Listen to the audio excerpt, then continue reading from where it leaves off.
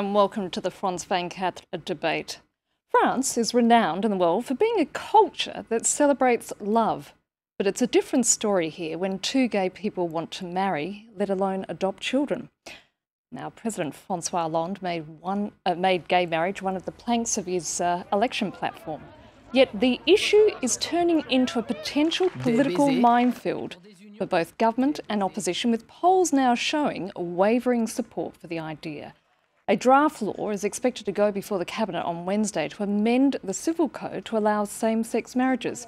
As a result, fury has erupted on both sides. On the right, arguments against have been made not only by priests and conservative politicians, but even some doctors, such as this psychiatrist from a major Paris hospital. Marriage is the transmission of children from generation to generation. That's what marriage is. That's why marriage between a man and a woman is essential. Otherwise, if we can change the logic of marriage, if it's only important that two people love each other and that they're consenting, then we can open marriage up to a brother and a sister. The bill is also expected to give gay couples equal rights to adopt children, prompting debate from the left over how far the French state should encourage or assist people to adopt or have children via other means. So is the country truly ready for gay marriage? Joining me tonight is Tom Craig, a member of ACT UP, a gay lobby group here in Paris. François again, the Vice President of the Christian Democratic Party. From Amsterdam, Laurent Chambon, a political analyst who's been monitoring gay rights in Europe. And from Boulogne-sur-Mer in northern France is Dr. Jean-Pierre Dickers, a member of the Catholic Doctors Association here in France. Let's first of all turn to Tom. Thanks for being with us, Tom. This bill, as I was saying, has already prompted massive sort of response. Hundreds of mayors and deputy mayors have signed a petition opposing the plan, warning that they're not going to preside over same-sex marriages. Polls are now showing that support is somewhat wavering. It does seem like the country's pretty divided over the issue. Can I first start off with giving a little bit of historical perspective of this? I want to point out the fact that the idea of gay marriage actually started from the fight for gay rights and against AIDS. It started about 15 years ago. And what happened was that we have the Pax today in France. That was passed. But that was passed really as a compromise to our plan of passing gay marriage 15 years ago. This debate has already happened. It's been going on for a long time.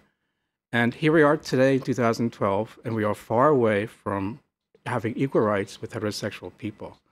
What I've been seeing in the press, even today, is very shocking. I'm really outraged to see it happening in 2012. Are you disappointed? In France, and it should stop. Are you disappointed? I'm outraged. Are you surprised? I'm surprised, yes, because I thought that we came beyond this point already, but apparently I was wrong. Frank, just following up from what Tom was saying, we're in the 21st century. France, if this law is passed, would become the 12th country in the world to legalise same-sex marriage. It's allowed civil unions since the late 1990s, which were initially seen as a way for gay and lesbian couples to unite, and now, of course, has been largely used by heterosexual couples. I mean, do you really believe it's the end of civilization as we know it if this law is passed? I really believe some detail I really want to answer to my colleague. I mean, Pax already has given some right, and I understand why this issue is against rights and not having rights. Or the problem is by giving some rights in the gay marriage, you just take out some rights of another part of the population, who are children. So, in one way, I understand this desire, and actually, which I think it's right to be recognized as, some ordinary people when you have a different sexual life. That's not the issue, but the issue is by going so far to accept, equality, you just give to the society another inequality. And that's where I just don't believe this fight will be the same fight as Pax. And when you ask me, do I believe if the end of the civilization, that the end of the actual society we are living in, and you could see that easily in other countries which have agreed on the gay marriage. What? Yeah.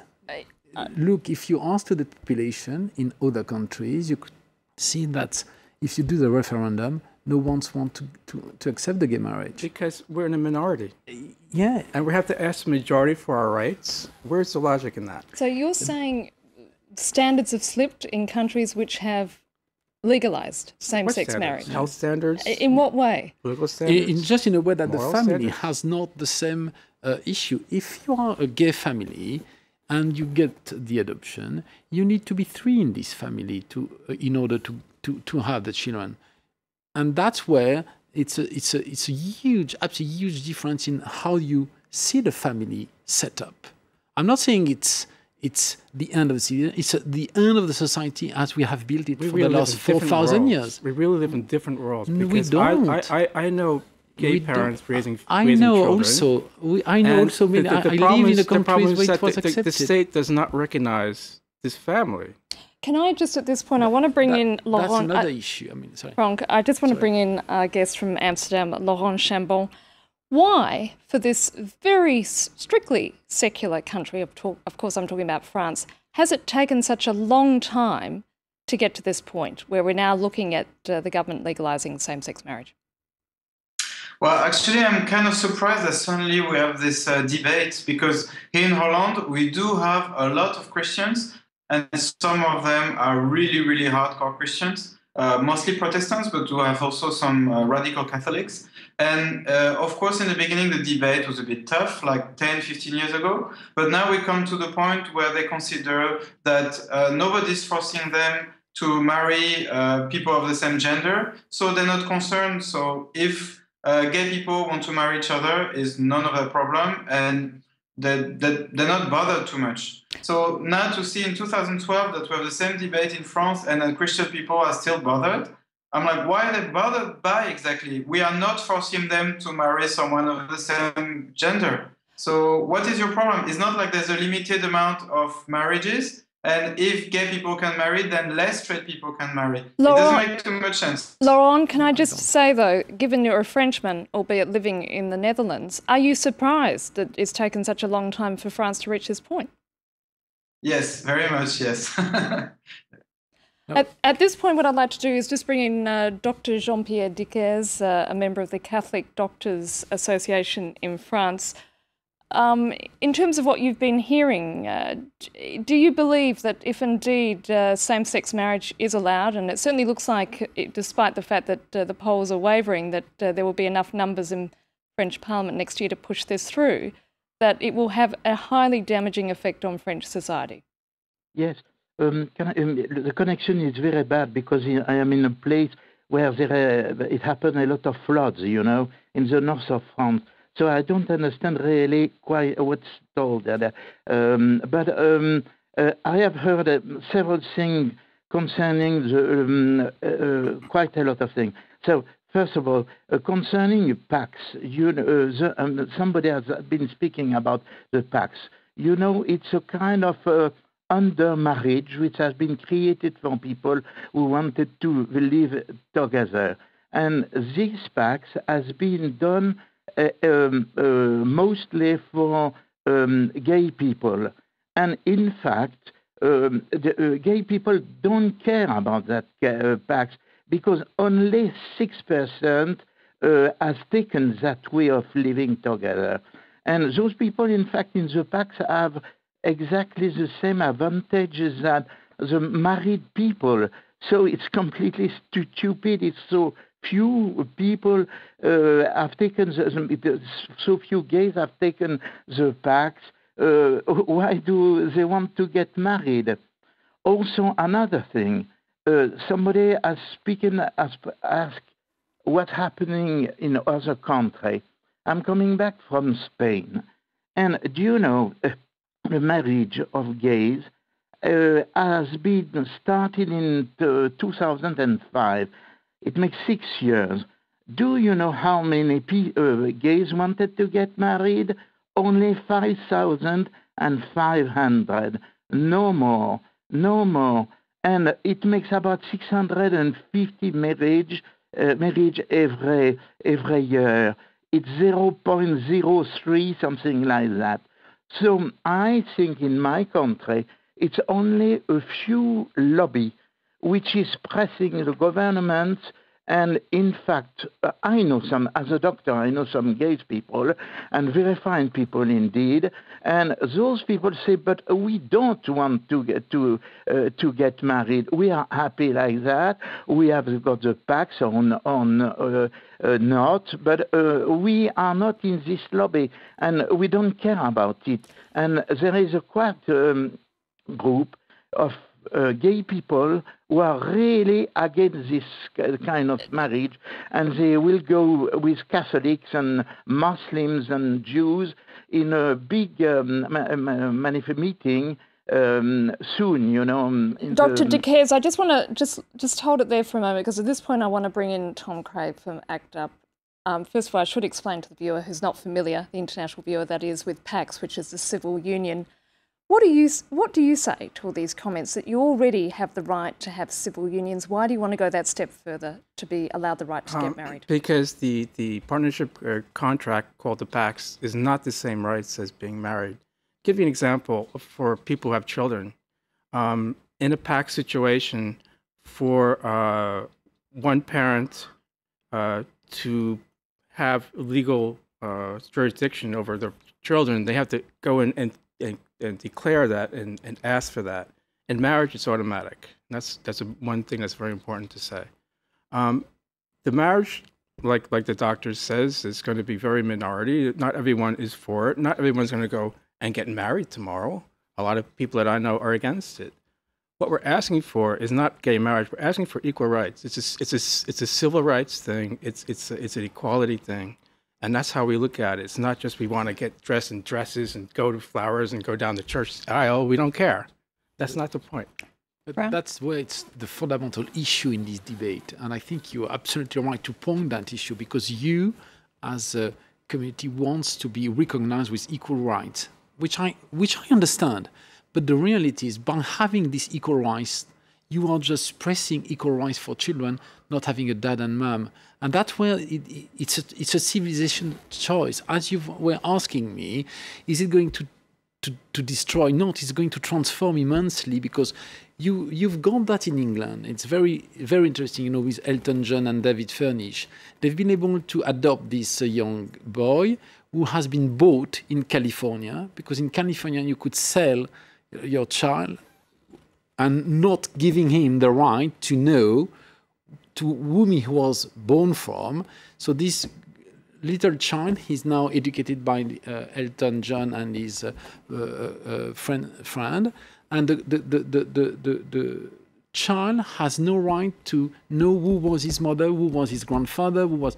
So even in a normal, sorry, I don't want to use the word normal, in a ordinary adoption, you've got so many issues because the child doesn't know who is his mother, who is his father. And now the legislator is going to create another inequality. I don't think it's the right. At this point, I just want to bring in Laurent Chambon from Amsterdam. Given what you've just been hearing, what do you have to say, Laurent?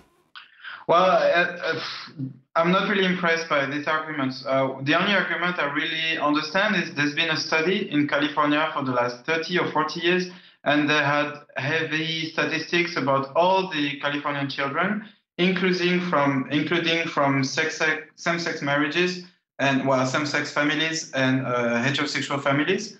And the only difference was not between straight and gay families, but between united families and split families. That means that divorce and fight in the family is really bad to children. But when you have two loving parents, whatever gender they are, is the best that can happen to children. There's statistically zero difference between children from loving gay families and from loving straight families. So if you want to have discussion about children, you should go to the facts. And the facts is the only problem is when adults fight with each other. That's the only thing. And the thing that stabilizes family is marriage. So if you want children to have equality with all of them and to be happy, the best you can do is open marriage to all the couples. If you want an argument, that's an argument. For the rest, I'm sorry, I'm really not impressed. And here in Holland, we have this discussion, of course, because some Christians are not really happy about adoption and it's still being discussed. But now, with all the statistics and the sociological studies we have, it's becoming really, really difficult for Christians to oppose equality. Dr. Jean-Pierre Dickès, you just heard there Laurent Chabon basically point out that studies show that children thrive in a two-parent household regardless of whether they are gay or heterosexual. What is your problem with that? Yes, first of all, I was about to speak about Elton Jones and what he said to the magazine in France. It was a man who was married with Mr. Furnish. He says, "My heart is broken because my child will never have a mother and won't be brought up by a mother." That's what he did, and it was the first marriage for myself, in my opinion, in Great Britain. Also, that's the main problem. It's in fact, as a Catholic, that's my opinion.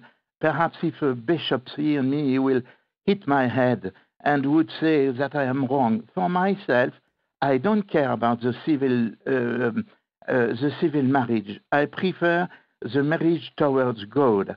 And that such bishops may be told in France in the first time that if the government recognizes the legal marriage of gays, then he will tell to the Catholic don't to go to the town hall to get married and just to go to the church.